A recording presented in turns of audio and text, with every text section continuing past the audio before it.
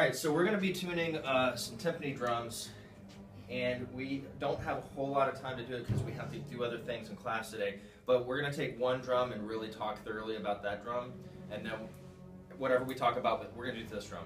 Whatever we talk about with this drum applies to the other drums as well. You know that timpani, you can tune them pitch-wise in a range. Usually it's about a perfect fifth. I wrote up here what each drum should be able to do range-wise. So the 23 drum is a small drum, 26 drum, 29 drum, 32. Now sometimes drums can be other sizes because of different manufacturers or whatever. They also make drums that are smaller, they do make drums that are bigger, and they're going to have different ranges. But this is the general range that you're looking to be able to tune your drum to. So on the 23 drum, a C to A or B flat.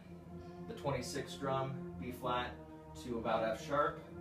The 29 drum, F to about D. The 32 drum, C to about A. Now there's different factors that kind of sometimes impact this. Sometimes it's the wear and use of the head. Sometimes there could be mechanical issues with your timpani, which I usually find in schools, various mechanical issues. So sometimes you're a little bit limited, so you might have to adjust this some. So what I'm going to do to get started here is I want to limit anything that's going to make extra sound so that I can focus on the sound of this one timpani. So what I'm going to do is actually just take some of these timpani covers, just cover them back up.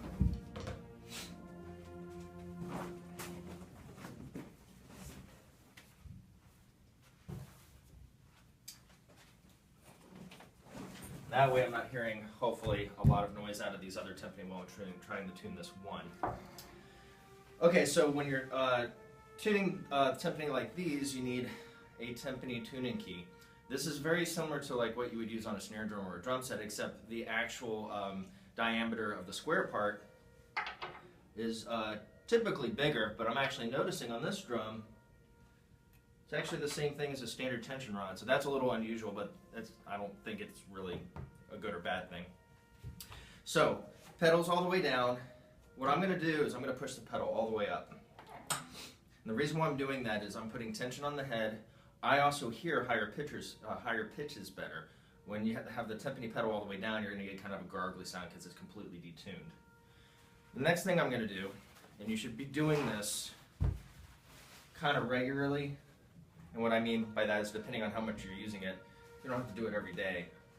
But these get probably played just about every day, so maybe once a week. You don't need a lot. We're just trying to get all the fingerprints off of here, all the oils from your fingers, any dirt and grime and stuff, because it will affect the tone of your drum. Look at that.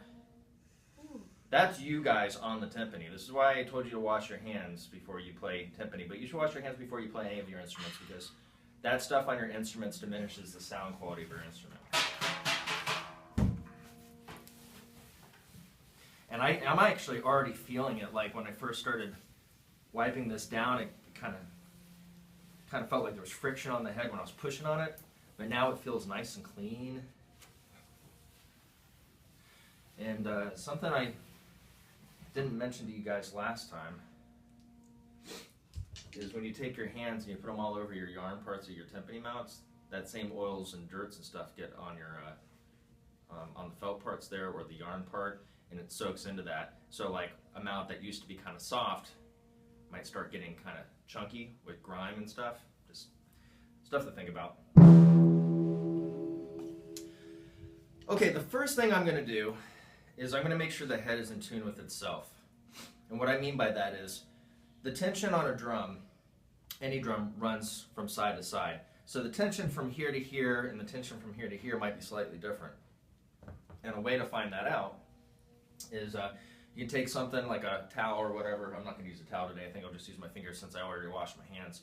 Is by putting a finger or my hand here in the middle, I can isolate each tension rod a little bit better so I can hear it better, and I'm hearing the harmonic.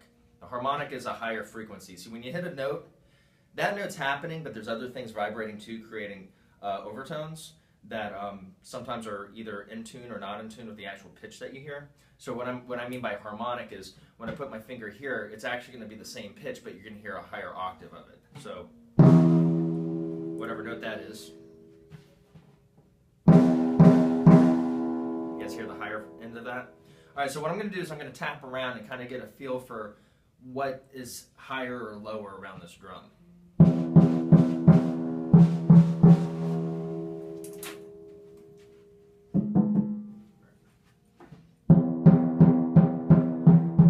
That's a little lower.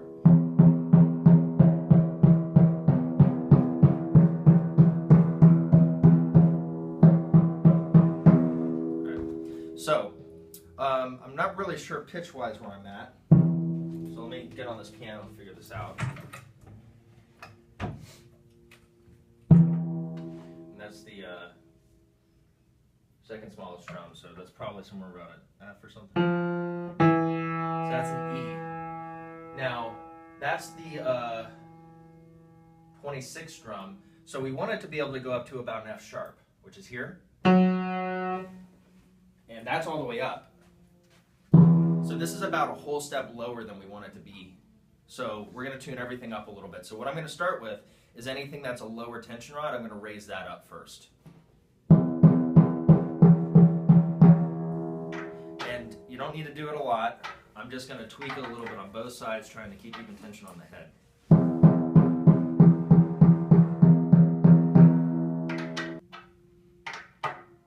And you'll notice I'm just barely turning it.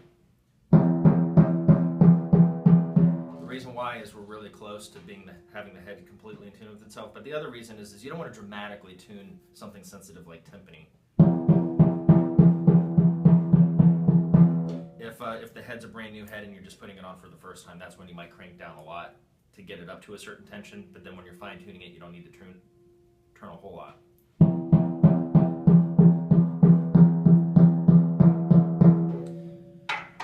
Really close. Now you can spend a long time doing this, but I told you we're limited for time, so I can't really spend as much time on this as I want to. I'm just trying to get across to you guys how I'm doing this, how you would do this. So if I'm not here and you have to tune your timpani, you kind of have an idea of what to do.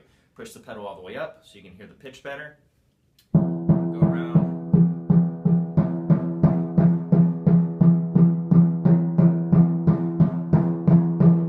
And listen to those pitches around the tension rods and try to get them either up or down based on what you need to do. We need to bring this drum up, so I'm taking the lower ones and raising them up. Go around.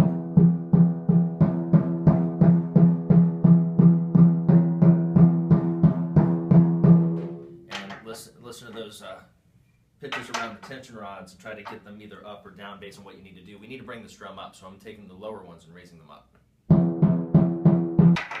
When you're tuning stuff like this, there is a thing that I call ear fatigue, where after you're tuning stuff for a certain period of time, you almost kind of stop being able to hear the pitches because your ears are getting tired.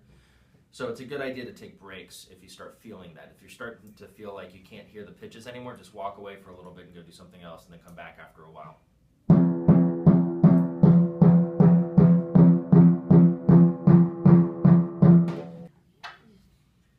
Now what's going to be really neat is when we're done getting the head in tune with itself, we're going to see if that pitch jumped up to where we want it to be. Because remember, we're taking all the lower ones and raising them up. So that's good. Now, what's recommended is that we're able to get up to about an F sharp. So that means I need to go around the whole head to try to get up there.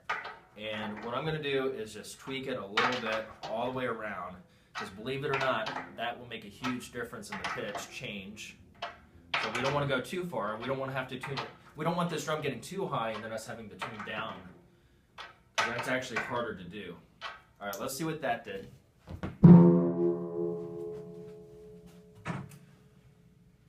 All right, so we're still around an F. So we need to crank up a little bit more.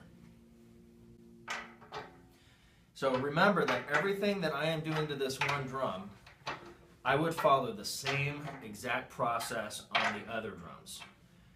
Now there are other philosophies and methods that people have to doing this, so I'm not suggesting that my method is the best, but it works for me fairly quickly, and it gets these drums sounding pretty good quickly, and that's obviously our objective. So if it works for you and it accomplishes the goal, then it's a good idea. We're still around an F, right? A little sharp. All right, we're about about a semitone in between. So what that actually means is we're somewhere between an F and an F sharp. So we're getting really close. Now once we get this thing up to about an F sharp, then we have to go around the head and make sure it's in tune with itself again, because just by going around like this, even though I'm approximately doing it the same way around, it's not going to be perfect.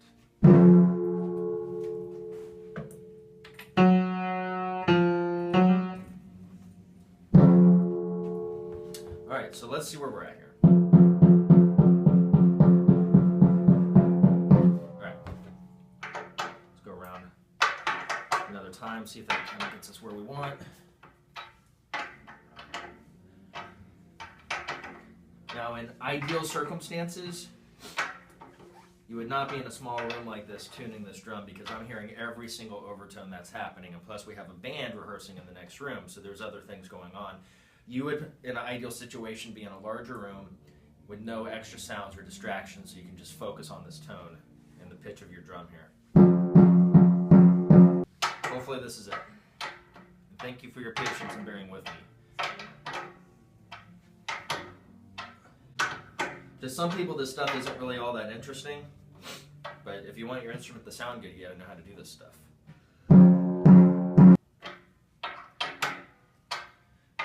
And that's because our goal is to get this to an F sharp.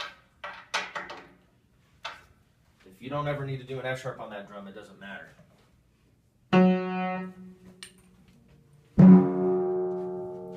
Pretty close now. All right, so we're gonna do the thing that I call quitting while you're ahead. We're really close, so we're just gonna quit and just say, all right, we're good with this drum, except I do want to get it in tune with itself. That's the reason why we're doing this to begin with, is your drums last week were just a mess because they weren't in tune with themselves. Second one's low, right?